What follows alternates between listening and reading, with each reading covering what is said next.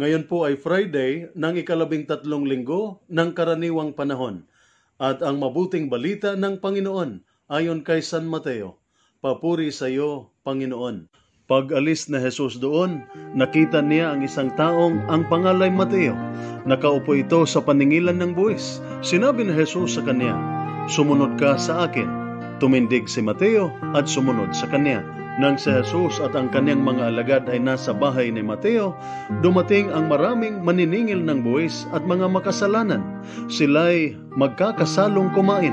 Nang makita ito ng mga Pariseo, tinanong nila ang kanyang mga alagad, "Bakit sumasalo ang inyong guro sa mga maniningil ng buwis at sa mga makasalanan?"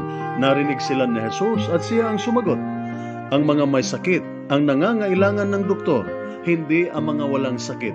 Humayo kayo at unawain ninyo ang kahulugan nito. Hindi ang inyong handog sa akin ang nais ko, kundi ang maging mahabagin kayo. Sapagkat naparito ako upang tawagin ang mga makasalanan, hindi ang mga matuwid."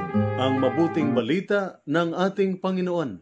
Pinupuri ka namin, Panginoong Hesukristo. Sinabi ni Jesus kay Mateo, "Sumunod ka sa akin." Ang mabuting balita sa araw na ito ay maaari po nating tawaging mabuting balita ng pangalawang pagkakataon o Gospel of Second Chance. Si Mateo ay isang Hudyo na itinuturing ng karamihan ng kaniyang mga kababayan bilang traidor o taksil dahil sa kaniyang pakikipag-collaborate sa mga Romano ang nanakop sa kanilang bansa.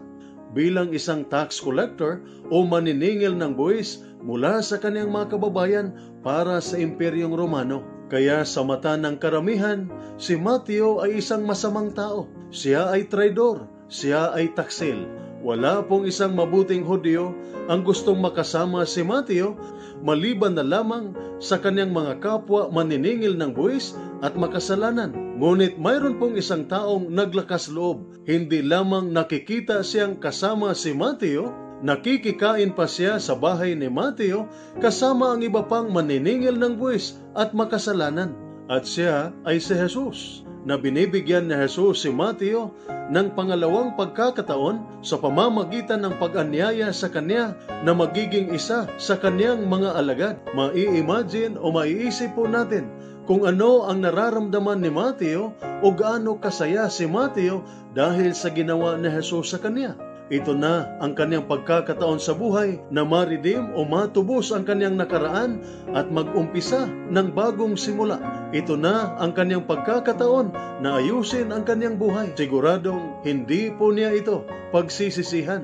At ngayon, kilala natin si Mateo bilang isa sa mga dakilang apostol ng Panginoon. Ang kwento ng mabuting balita sa araw na ito ay talagang mabuting balita na hindi tayo agad sinusukuan ng Diyos. Binibigyan niya tayo ng pangalawa at maraming pagkakataon na ayusin at baguhin ang ating buhay. Gaano man tayo kasama at gaano man kalaki at karami ang ating mga kasalanan. Kaya ang paanyaya ni Jesus kay Mateo sa mabuting balita, "Sumunod ka sa akin," ay ang paanyaya din ni Jesus para sa ating lahat. Kaya tulad kay Mateo, tumayo din tayo at iwanan ang ating makasalanang nakaraan at mag-umpisang sumunod kay Jesus. Ito po ang salita ng Diyos, ang ating gabay. Let us pray. Lord God, Almighty Father, Creator of mankind and author of peace, those who take refuge in you will be glad and forever will shout for joy. Protect our soldiers as they discharge their duties. Protect them with the shield of your strength and keep them safe from all evil and harm. Grant them courage and hope. May they ever experience your firm support, gentle love, and compassionate healing. Be their constant companion and the refuge in every adversity. Be their power and protector, leading them from darkness to light. May the power of your love enable them to return home in safety, that with all those who love and care for them, they may ever rejoice and praise you for your loving care. We ask this through Christ our Lord. Amen. Mary, Queen of Peace, pray for us. Saint Michael the Archangel, pray for us. Saint Ignatius of Loyola, pray for us.